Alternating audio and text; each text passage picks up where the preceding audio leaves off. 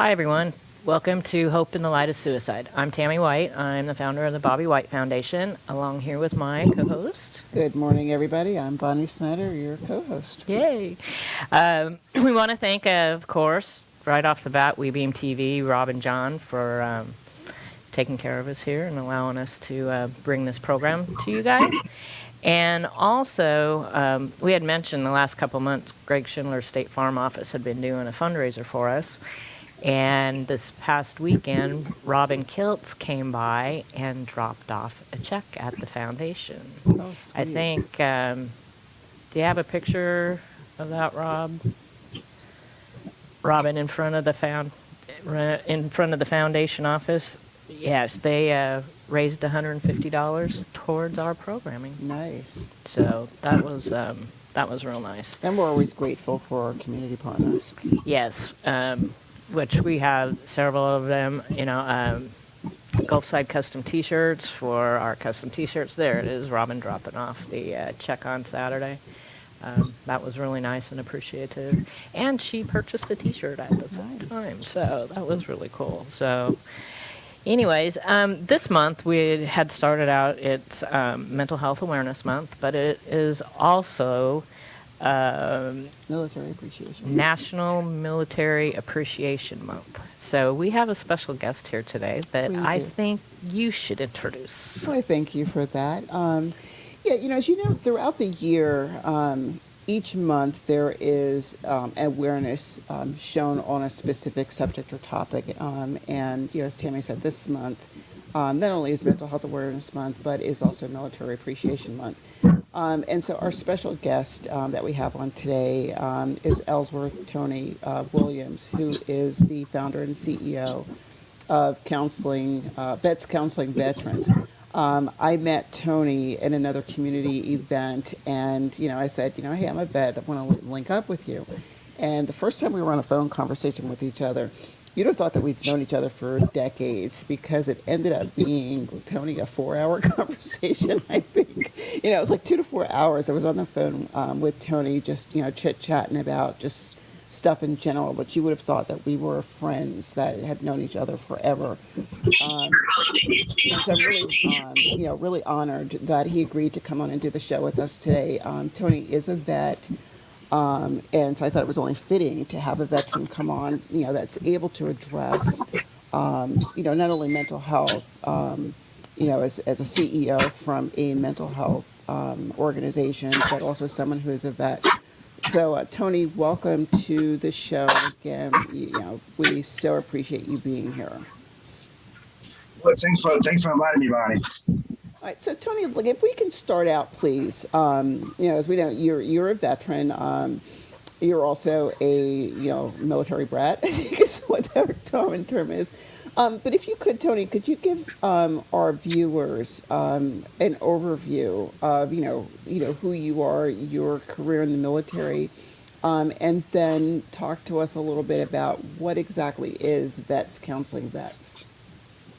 Right. So and I think the knowing about where I came from would be to kind of explain why I'm doing what I'm doing right now. I'm a child of a military combat veteran, and so I grew up in the military, where literally, most people who are military brats, you can tell they're military brats because they'll tell you they're born in Fort something. So I was born in Fort Hood. And because of that, I went from to being a dependent of the military to actually joining the military at the age of 17. Actually, I dropped out of high school and joined the military because I just couldn't adjust to the culture that I was going to be introduced to once my dad left the service. Because I spent my whole life as a kid in the military environment, which is a totally different environment in the outside of that. So I joined the military at 17, and during that time frame, which is one thing I love about the military, but the first thing that my first sergeant said to me when I got my first duty assignment is, "You're going to get your GED." And that's how the military is, right? They take care of you and they motivate you. So because of that, getting that GED, I was able to get a 3-year ROTC, active duty ROTC scholarship, which is also unique because normally the military only offers like 50 of them for the whole military. And I got that. And that was a journey I took from, I went to Temple University and I got commissioned in 1989. And my first introduction as a commissioned officer was the Desert Storm. So fast forward, I did 24 years. and in the military, and then I finally got out, and that's one of the transition part, right? Because when you're in the military for 24 years, I was 24 years in the Army, 8 years enlisted up to E6, and then 16 commissioned and I retired as an 04, which is a major. So when I got out, I had absolutely no idea what I wanted to do and be. Fortunately, my wife was in the domestic violence field, and they had a program where civilians could actually reach out and contact the domestic violence survivors. That was my pathway to be mental health, because when I went to the responders, I was told I couldn't say anything. All you can do is tell them phone numbers. And I asked, well, when can I say something? And they said you have to get a degree in counseling. So that's how I branched off to the counseling world. Today. And because of that, in my DNA, and literally in my DNA, it's taking care of veterans and their families. Veterans and their families, not just veterans, but veterans and their families.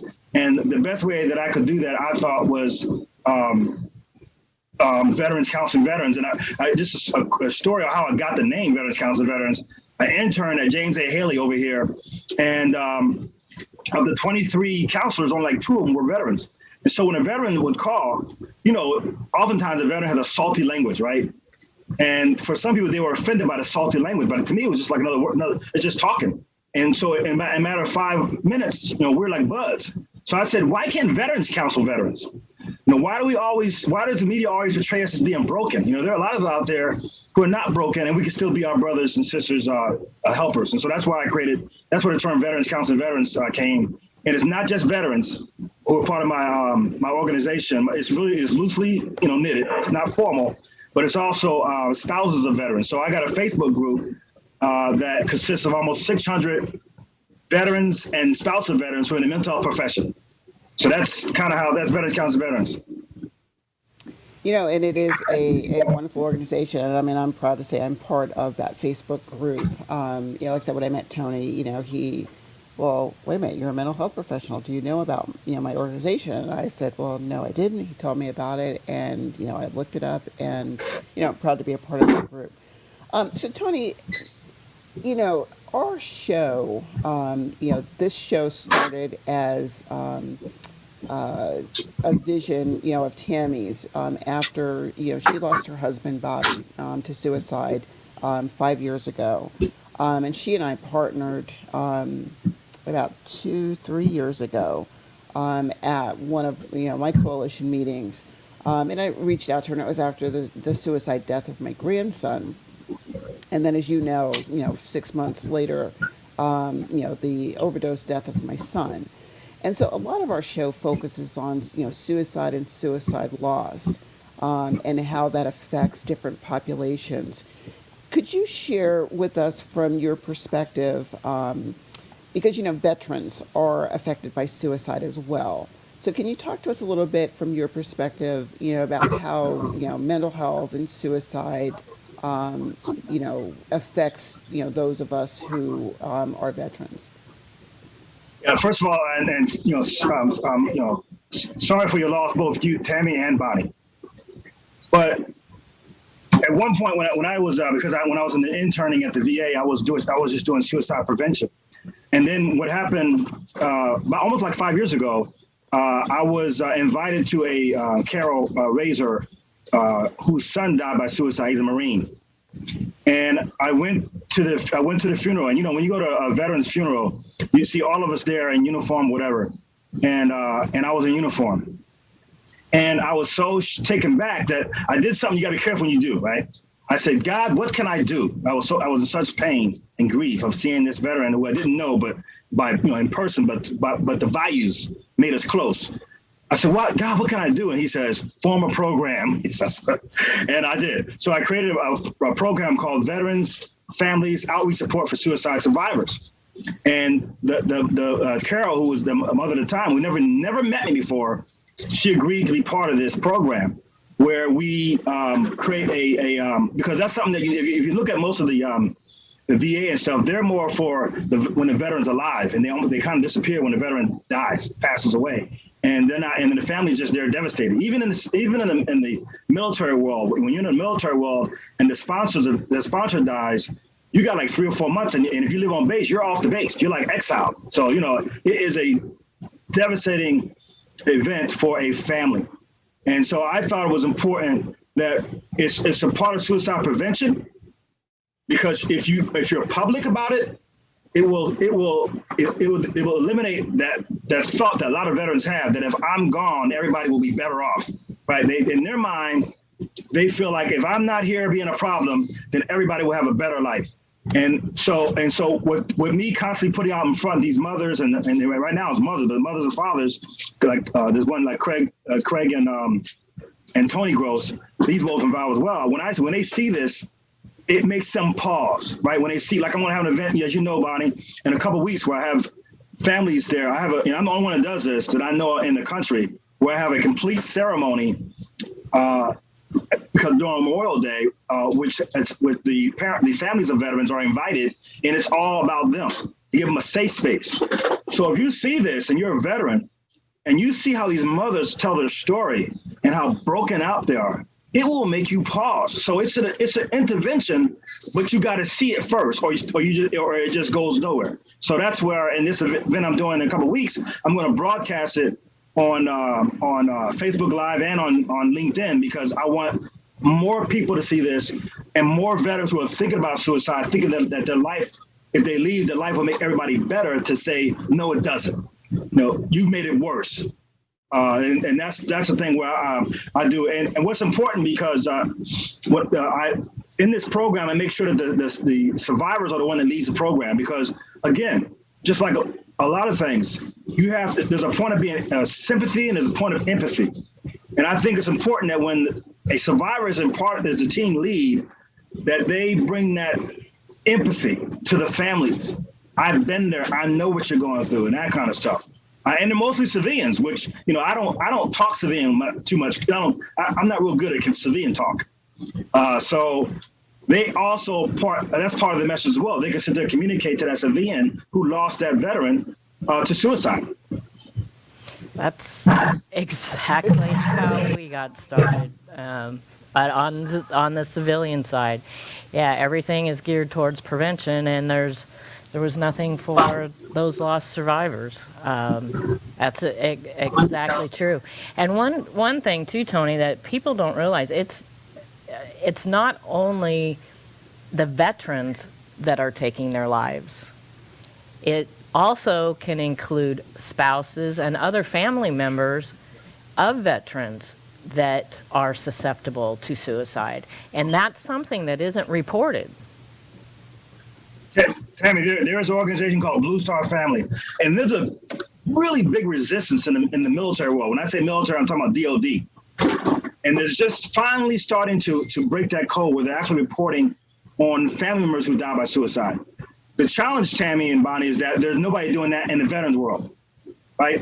Once in the military world, there's all kind of support going on and everything else. But in the veteran world, there's almost no support, unless, the only one that's really providing support for veterans and their families is TAPS. But I want to change that, because, and Bonnie and I talked about this. I said that suicide is very, very personal. Very personal. So you cannot nationalize it, you cannot monopolize it, you can't franchise it. It requires the local community to have an impact on the prevention, the intervention, and the postvention. And so you can't, and that's our problem with, like, the VA. They want to try to scale it. And all these data, when I sit there, and here I am, I'm in, I cover Hillsborough and Pasco. I want to know who died of suicide in Hillsborough, or who died in Pinellas, and their families. And there's nobody doing that. There's nobody tracking that. And so the community, and I'm talking about the state representatives and the community and stuff, they need to make sure that we get that as well. The Florida Department of Veterans Affairs or somebody should be collecting that data, so that we can, as a community, can respond. And Tony, what do you think it is that, we have our, ideas or thoughts. What do you think is the reason that, the data is not tracked, or, the more so the lack of resources as well? I mean, there's a lot of times, as well as I, as a veteran, we either are looking for resources for ourselves, or when someone says, who do I reach out to? And sometimes we're like, and just for our viewers, Tony mentioned DoD. For those who don't know military vernacular, that is Department of Defense. So Tony, yeah, why do you think there is no resources? Like, what is going Well, I think I think there's a couple reasons why, Bonnie. One is that most people model their support off of the veteran at the VA, right? So when they and then the grants and all that kind of stuff that comes out, and so the VA, once you're gone, they don't need you anymore. So that's one. That every models their support off of the VA, and that's not the place you should model your support when it comes to that, because it's just like in the military, right? Once that sponsor leave the military, that family no longer exists, right? They're not thought about. But the challenge is that the community that are not aware of the resources are lacking, because most people think veteran, you got all kinds of support. So there's also a misinformation. They don't understand that as veterans, we have less support, not more support for the families. But most people think, oh, you're a veteran, you got all kinds of support. You don't need us. We need, you got more stuff than we have. And that's not the case for the families of veterans. And so it's a communication piece, and we got to change our business model. And we got to go out to our legislators, people like you, Bonnie, and all these families, and you got to say, hey, what about us? What about us? But it's going to take a bunch of us, because we're really slow to change. The government is, be it state or whatever, it's very slow to change. So unless you're there as a group, you can't do it individually. Even with me, Veterans Council of Veterans, you need a bunch of us to sit there and go to our legislators and say, hey, what about the families of veterans who are, most of them don't retire. So most of them E4, E5s to get out of the military. So they really can't eat. They don't even get mental health services. Most of them, right? It's got to be service connected, and the family gets none. So So who's covering for their needs, right? If I'm a veteran, I have PTSD. Who's taking to who makes sure that the family's getting taken care of as well, right? So you got to have that data. And that's what I'm pushing for, data now about families. I said, hey, I want to know the veterans out there who have families, so we can sit there and see the disparity that the families are not getting the services. Right now, we don't know. Right? We don't know how many families out there are part of a veteran, and I got PTSD, or I got depression or substance abuse, all that thing that you had on your cover, which I love, that beginning thing. All those things that contribute to suicide, not just one thing. There's so many things that contribute to suicide, and I just think that we got, when you go to a veteran community or you go to a civilian community and you say veterans, the only thing they say is VA. Right? That's the only answer, VA, and we got to change that. We got to change that. The only answer is the VA. It's got to be the community, especially for suicide. What do you say? You bring up a valid point. And, again, those of us who are veterans, can speak to this because we live it. It's something that we live. I remember, if you could speak to this, I remember going in, when I first enlisted, like you, I went in at 17, right out of high school. And, in my head was this thought that I am going to be set for life. And I went in, I remember going in with this jaded view that, everybody in the military is wealthy. Like I had a brother-in-law who was Air Force, and he would trade his car in every 3 years, like get a new car every 3 years. My brain processed, oh my gosh, the military, that's for me, wealthy. Right. Plus, there are other reasons, I needed self-esteem, I need some self-building. And I wanted to go to college, so that's how I got my college paid for. But at the same time, I thought, I'm going to be set for life with medical care, and at the time, I don't think I was processing mental health care. Although I found out later on, dealing with some of the things as female vets, had to deal with MST, military sexual trauma, and other mental health issues that I had to deal with. Yes, having those services while I was active was great. It was accessible. Once I got out, and I'm a retiree, how difficult it was and is as even a retiree. And I thought if I took it to the end, if I gave that, 20 years plus, I was fortunate I got to retire a little early, but I figure once I gave it that all, that I would still have all of these services available to me, and they're not. Mm-hmm. So Tony, what was your view on that? Did you, like, myself and so many others, go in and think, hey, military, everything's provided for me, and even when I get out, only to face reality when it didn't? Yeah, I got out as an officer, right? And so there's a different amount of preparation than if you're enlisted in your lower ranking. So as an officer, I already have my degree, and I got some skills that I can kind of translate a little bit to, to the civilian world, where most enlisted don't have that.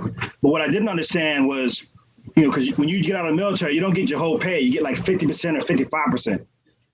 I didn't know that. It's like lifting weights. You don't know what that really is until the weight's on you. And you say, "Holy shoot, 50% is not anything." So you don't even know that the 50% what it even looks like until you get out and say, "Wow, this is 50%. I'm not ready for this." And then you go through the transition. Again, I keep saying that there's no focus on the families, but it's not just you going through adjustments, but it's your family going through adjustments. And so while you're trying to sit there and try to adjust as a veteran, your family is also struggling of trying to adjust. Now, all of a sudden, all these services that were available for them is gone. And you didn't tell them that or whatever. And then there are people who don't understand you, right? So you can't even go to people who like Bonnie and I retired, and that's different by itself, being retired, because only less than 18% of the people in the military actually retire. So the rest of almost 80% don't retire. So you get out of the military and you only get 50%, depending on what that 50% is. Because if you're a lower enlisted, 50% is like maybe $2,000, right, a month. So and then you don't get all the other stuff you normally get. So I think that's one of the things. And the thing that, in the military, and I hate to get too military oriented, but in the military we have what we call hard skills and soft skills. The military focuses on hard skills, right? Well, so do the people who are out in the veteran world. They focus on hard skills. They focus on being an entrepreneur. They focus on getting a job, doing your resume. Those are hard skills. The soft skills is the mental adjustment that you got to make. Because there are people who get a job because they didn't mentally make that mental adjustment. They lose a job real fast. Or the family is struggling, whatever, because we didn't take care of the soft skills, which is the family, the mental wellness, and the support that the family needs. They didn't, because they're not, again, especially not retired, you're no longer allowed on base. Unless you got an ID card like Bonnie and I have, you can't even get back on base to even go to the PX or whatever. So you're like ostracized, right? Exiled. So we need to sit there, as I said, and I know that one of the reasons why we focus more on the hard skills, because they translate into money, right? If I become a business person, then that means I'm going to pay more taxes as a business or employee or whatever. So we're focused on that. And there's no money when it comes to, the soft skills, the mental wellness, whatever. But they're still just as important, because once the veteran gets out and everybody's trying to go through their own individual adjustments, they're no longer a team. Right now, the wife is a wife, and the kids are kids, and the veteran's a veteran, and they're all separate. But in the military, they all, in one sense or the other, are a team. But once you get out, you're no longer a team, and you're trying to satisfy these stressors individually. And remember, and most time in the military, as Bonnie knows again, when you're married, you're not home that much, right? So these everyday things that go on in the family, you don't even know as a veteran, because you expect your spouse to take care of that, whatever. And then once you get out of the military, now all of a sudden, all those things you never thought about before are now part of your calculus when you start trying to look for means to support your family and yourself. You brought up, and to our viewers, just to make it perfectly clear, it's not, military bashing. I would not trade my military experience for anything in the world. But this is a reality. Yes. In that, there's a huge lifestyle difference between when you are donning the uniform every day and going off to do, whatever it is, your MOS or military occupational specialty, your job, whatever your job is in the military, you're doing that every day, and your family's over here. And I remember asking my children, as they were graduating from high school, you intend to go in the military? And their response to me was, we did the military when we were with you. No, no, no. And you're right, Tony, you bring up, that valid point about, the support that, most veterans have, when we're in, you have 100% of your pay, which, depending upon your rank, was pretty decent. I'm going to say pretty decent. For some of us was decent. Um, at the same time, some of us had the luxury of living on base. Well, living on base, you're not paying rent, you're not paying electric, you're not paying water. You might pay, I think I had a cable bill and a phone bill, and that was it. And I remember my mother coming to visit me after I retired. And, I was going to work, or she would call me on the phone and I was off to work. And she made this comment: "You work more now than you did when you were active duty." And, in that question, or that statement, caused me to take a step back and think about it for a moment. This is my response back to her as, well, Mother, I did not have a mortgage when I was in the military. And so, Tony, when you're talking about, that family dynamic, going from being a team to a not team, I would say, that team that we are in the military, the function of each person is very different. When you're active duty and you're deploying, because it's like, oh, I expect for you to deploy, So if I'm deploying somewhere, my family always knew, well, okay, she's off doing whatever she's doing. We still had a paycheck. We still had a roof over our head. We still had, there was still food. There were still resources. In the civilian world, sometimes deployment meant unemployment. And, I don't think that, that's not something that is just, like as veterans, we don't have the corner, we haven't cornered the market on that per se, or it's not just applicable to veterans. But with us, deployment, moving away from the family still taken care of. Deployment here might mean, again, as I said before, unemployment. Who's taking care of us now? And, Tony, you hit some nails on the head, that the resources are not always there. And then, of course, lack of resource. What does that mean? Stress, extra stressors. What are those extra stressors turn into? How do we cope with those stressors? And if the stressors are too great, what ends up happening? Either we have a substance abuse issue, or, unfortunately, someone dies by suicide. Well, and I lived that too with my first husband. My first husband was a Vietnam veteran. He was retired due to his injuries, but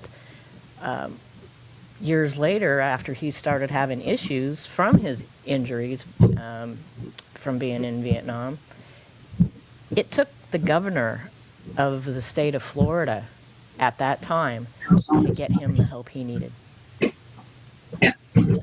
And and then, I had mentioned, I think it was last week, we were talking about how he was treated when he died. He was killed in a work accident, but even the way that I was treated and they treated him was not how you normally would treat a person. And this was back in 1987. And when he passed, we had, just prior to his passing, we had applied for a VA mortgage loan. It came through 2 months after he died. And I wasn't allowed to use it at all. It just kind of went away.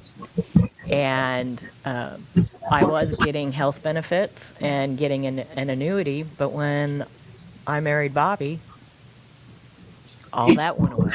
Yeah. And now being a widow again, I can't go back and get that. Marriage to Bobby nullified. It nullified, everything. Although I still get my Army Echoes magazine all these years later. But yeah, I remember my husband having to fight to get the help that he needed, and as a veteran with injuries from his service, and he did have stressors and mental health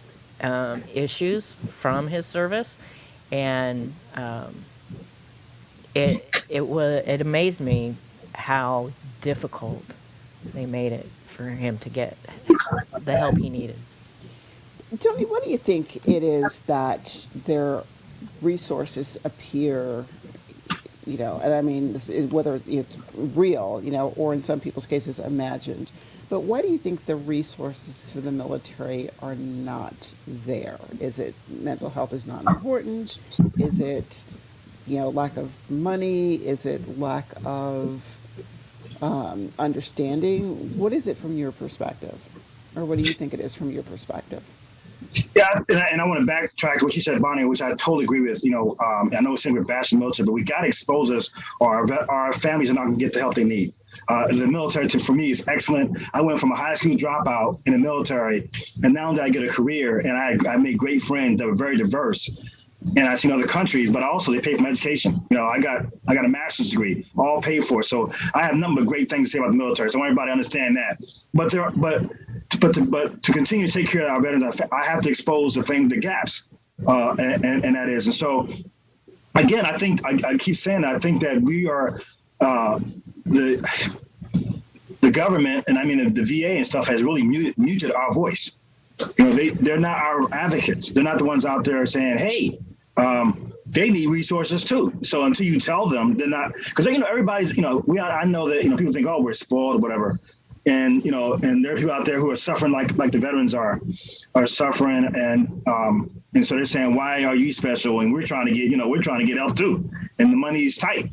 And I think then with that, I think it really is a responsibility of the federal government to take some of the stress off of the state government and local government when all of them have a lack of resources.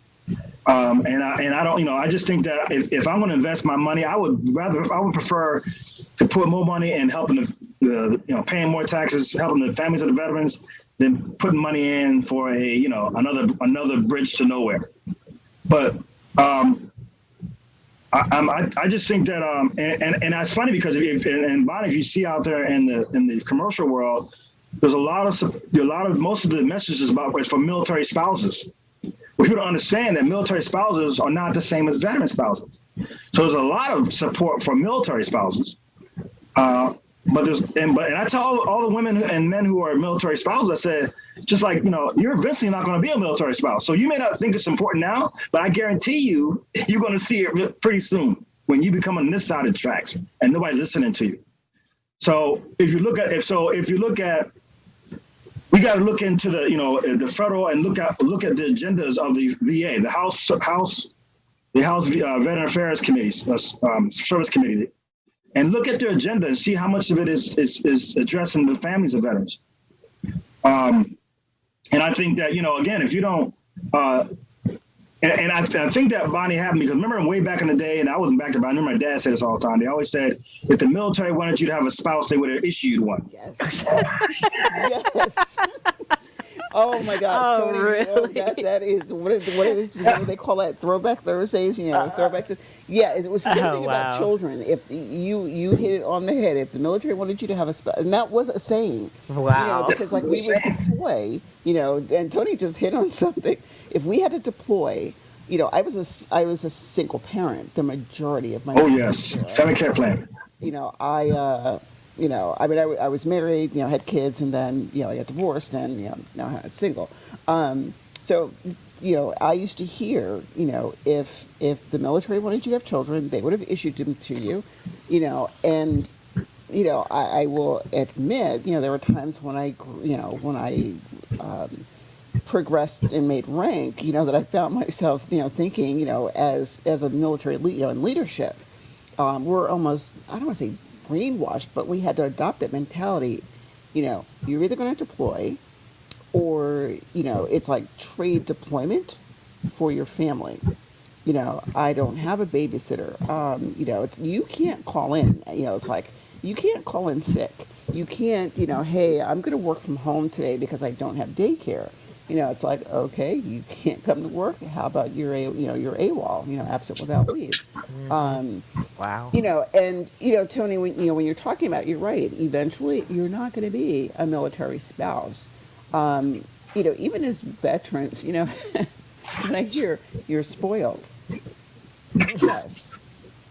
I mean, I might say yes. You are correct. I'm spoiled in that one day I decided to sign a piece of paper that said, if um, it was necessary for me to, spill my blood, give my life defending the country, that's what we were willing to do.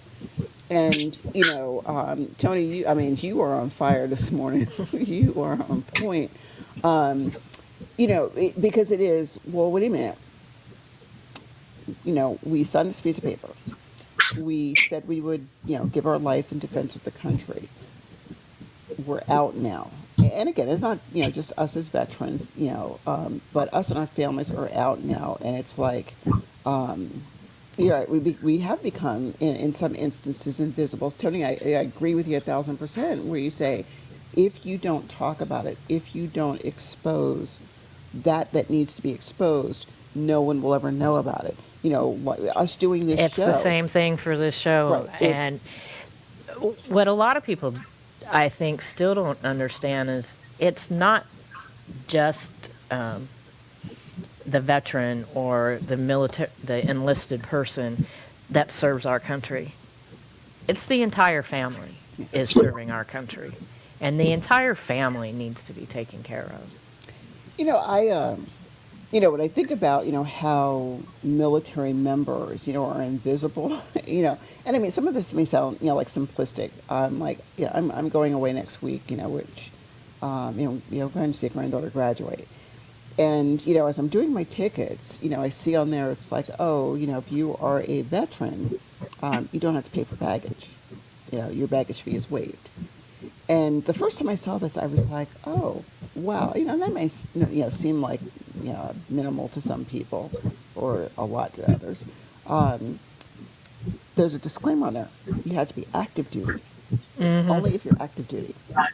And I'm like, so Tony and I, who took this to the end, who, retired, and I'm not saying that, retirees, we deserve any more than our non-retiree, cohorts. At the same time, I'm not in anymore because it was my time. And you still serve. Right. I mean, yeah. we're blue card carrying members. Well, and it's like we were talking about, one of the big box stores offering discounts to veterans. But it's only if you're a veteran that is alive, and if you are a veteran who served, your family is not allowed those same discounts.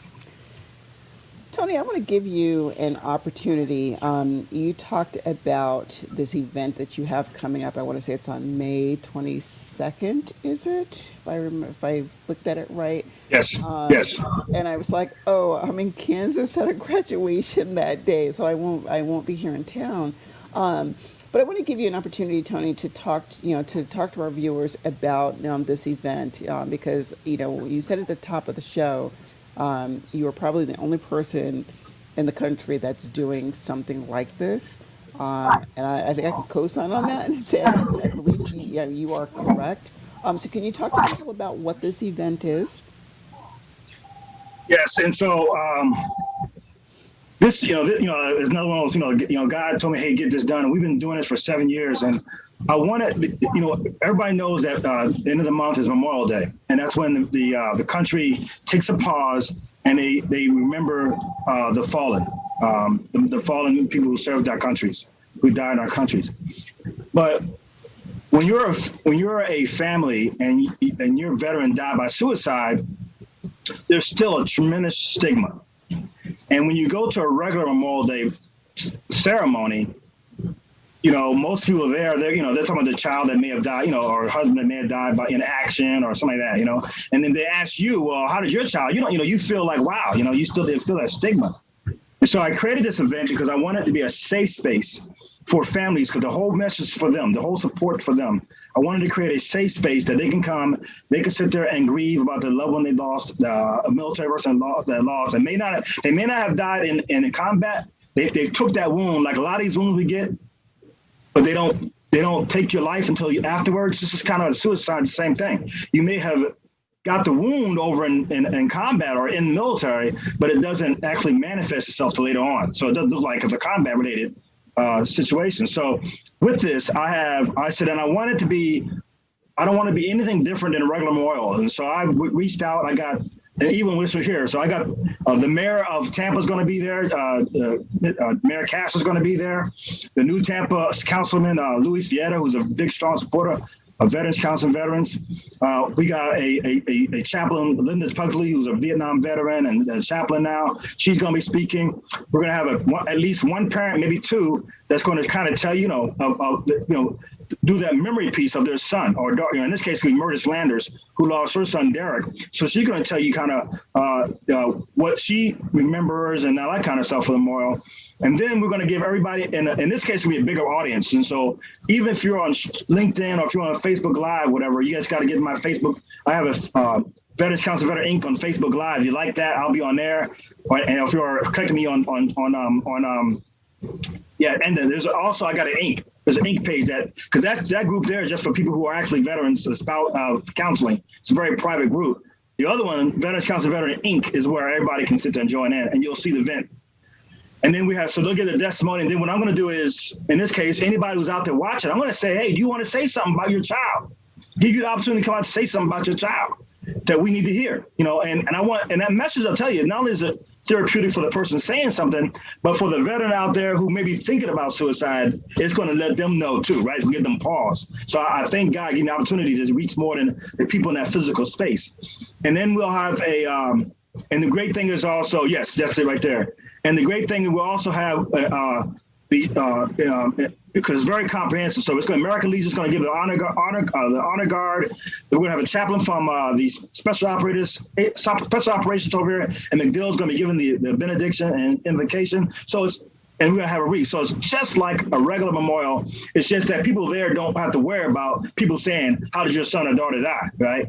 So it's that space. It's that space. It's going to be supporting scripture and that kind of stuff. So it's my seventh one that I've done for this, and God has always made sure I had good people, people coming and to attend this. And I don't think, my goal, Tammy and Bonnie, is I don't want to be the only one doing this. Right? I don't want to be the only one. I want the other communities out there, wherever it is, to say, you know what? I never thought about that. Let me do the same thing, and we will. I think it'll impact future suicides, but we'll also give the comfort that these families that one of the biggest tragedies when you die by suicide, your survivor, is the why, right? Why? And it's just something that will just stay with you for the rest of your life. And so I don't want it. I don't want more of that. I don't want more. I just found a couple of friends of mine. They just lost their people to suicide just in the last a month. So unfortunately, they're part of the family again, right? That's something you don't want, but they're part of that family where they've lost a veteran to suicide. And I've just picked up 2 already in the last 3 weeks. So please, I'll send it to you. Whoever needs to send it to share it. We only have limited guests at the post because of COVID. So just all you got to do is, just click on that link, and you'll see the whole ceremony, and you'll get a chance to really understand what it means to be a survivor of a veteran that died by suicide. Tony, we will definitely have all that on the foundation Facebook page, and I think I even have time. I'll get it on the foundation website. So, and Bonnie will get me all that contact information so that we can share back and forth and get this information out to you, and maybe partner with you somehow to keep what you're doing going, because it is just so important. And I really appreciate what you're doing for the military side of the same battle that, we're all fighting the same battle. We're just trying to reach out to so many different communities and populations. And you're right, it's our organizations that are on the ground where we live are the ones that are going to make the difference. Yeah, absolutely. And I have, we have our Purple Folder program that I'd like to share with you at some point. Maybe it could be another resource that your organization could have. I'd love to be able to supply some of those to you. But I certainly appreciate, everything you're doing, and especially, on a, being like a regular person, but I was, like I said, I was also for a period of time married to a veteran, and so I lived those struggles too. I lived those struggles. Didn't we tell you he was amazing? No, it's so great, and it's so great to to get the information out, because again, just like not talking about suicide and trying to get people to be more open to it, sometimes it's hard to find organizations like us, and it's gonna take all of us. It's gonna take all of our organizations together to Yes. fight this battle, to fight this epidemic on, with across everything. There's a lot of truth in the statement that says it takes a village. Exactly. And from the veteran side of the house, I was picking up a part from my car last night, and I was engaged in a conversation with a young lady that was behind the counter, and she was, I'm Army, she was Air Force or Navy, one of those other branches. And whenever the two branch, the sister branches get together, it's like I won't hold that against you. Right. In what you're saying, when you have the foundation, the Bobby White Foundation, this show, Vets Counseling Veterans, Vets Counseling Vets, everybody on, the boots on the ground, it's another military vernacular, boots on the ground, fighting this fight, and as a, getting awareness out, getting the word out in terms of, what is going on, and the best, if not best practices, at least shining a light on, this problem, because if you sit back and think about it, as different organizations, oftentimes we're off doing our own thing. And, the one takeaway from that discussion that I had, with this young lady last night, we were all, clowning around and, just, picking at each other for, respective branches. And this other, the other woman, that was in the store, she was looking at us like, no, this is how we roll in the military. And I said, but here's the thing, we pick on each other. We joke with each other. It's all in good fun, but you can best believe when the bullets start going down, down range, as we call it, we band together and, we fight this fight together.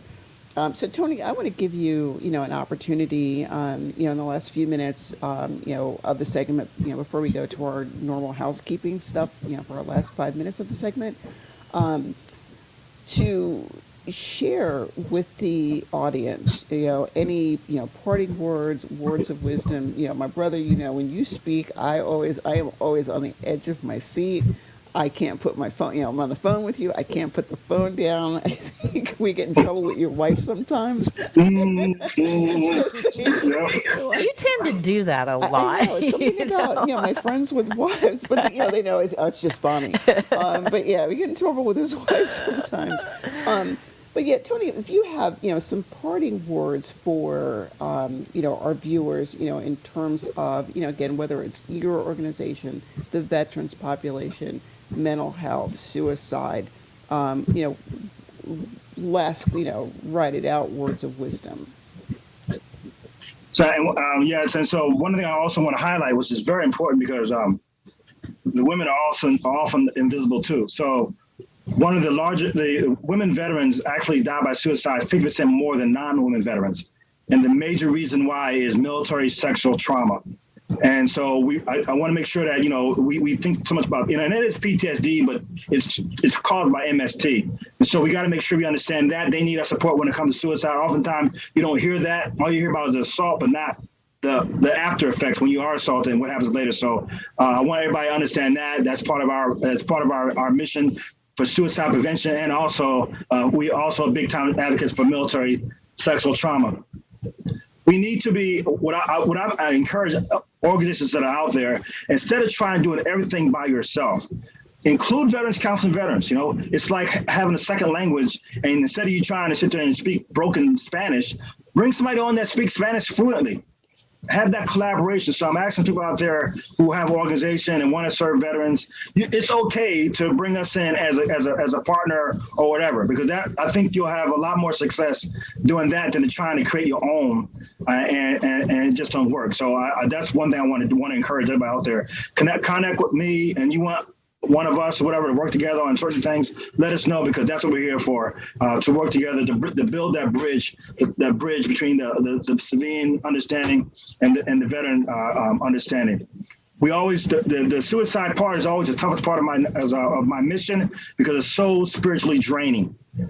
So obviously, when something's so spiritually draining, you need opportunity. You need to have a more depth to your bench. And so I definitely encourage volunteers to contact me. We always need volunteers, and we also always need sponsors, because sometimes you feel like you're out there by yourself trying to. But because I'm taking care of my brothers and sisters, I don't have a choice. Right? I'm going to do it. It's going to happen regardless. But it's going to happen regardless. I'm going to do it one way or the other. If I have to just sign out there, I don't care. But yes, it's like everybody else. So if we're looking for sponsors that can help us out, and volunteers, and we can have a bigger impact in our communities, be it Hillsborough, Pinellas, or whatever. So that's my thing. And don't forget about the families. I will not let you forget about the families. Do not forget about the families of the veterans.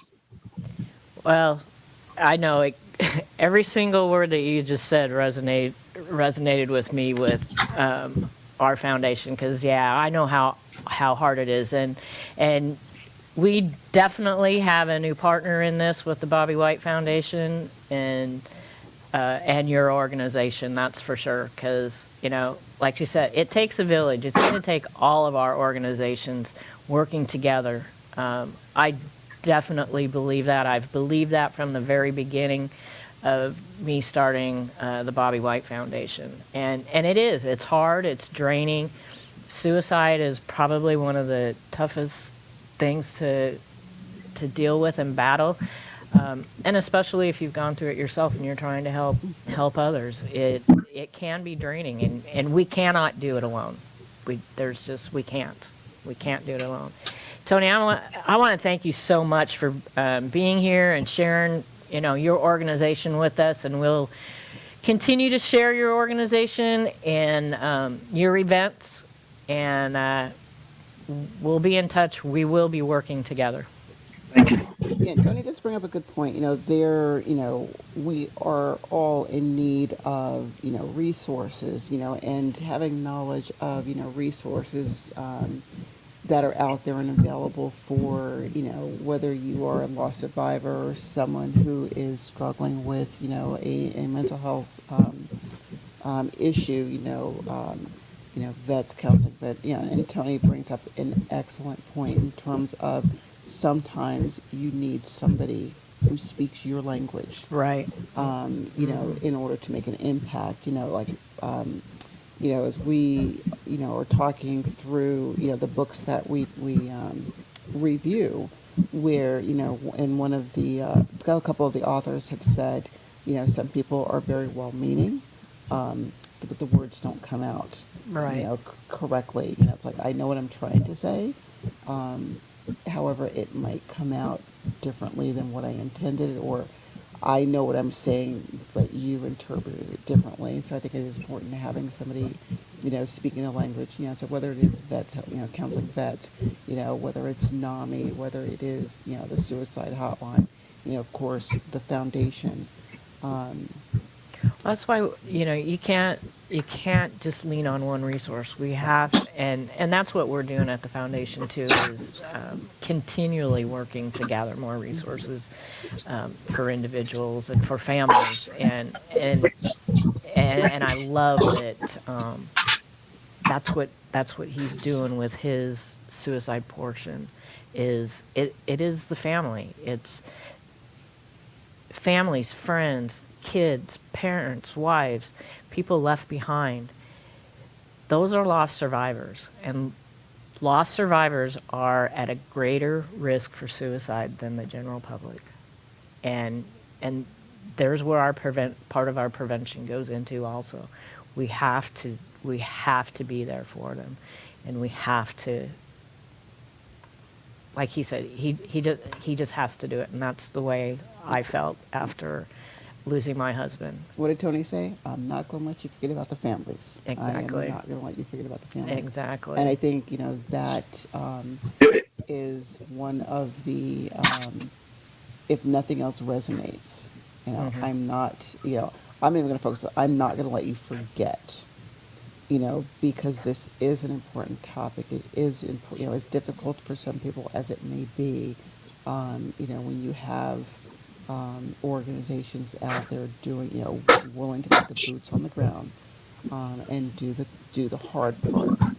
And it is, and that's why we're here, so that it'll get easier in time, and in time, maybe we won't have to be doing it so much, Exactly. you know.